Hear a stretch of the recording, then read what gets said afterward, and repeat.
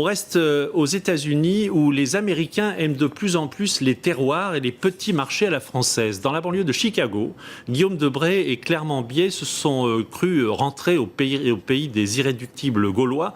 L'occasion en tout cas pour eux de respirer un peu l'air du pays. À s'y méprendre, on se croirait en Picardie ou en Provence. Bonjour, tu veux un petit cookie? Et pourtant, Quel est son nom? Wesley. nous sommes à 6500 km de la France. Vous parlez français? Oh, mais ça c'est bien. Bienvenue dans ce marché français version américaine.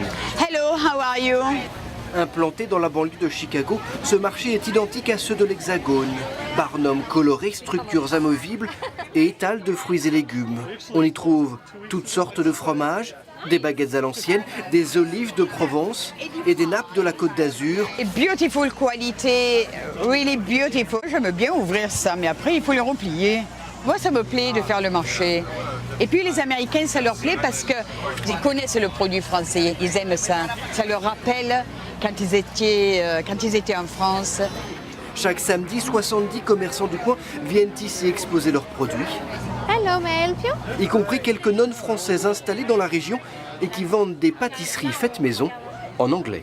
This one it's a blackberry pancake and you get blackberries all the way through inside. Tout ça pour le plus grand plaisir des habitants du quartier. Il y a du pain au chocolat, il y a les tissus français, provençal, il y a un peu de tout. Et ça me rappelle de bons souvenirs.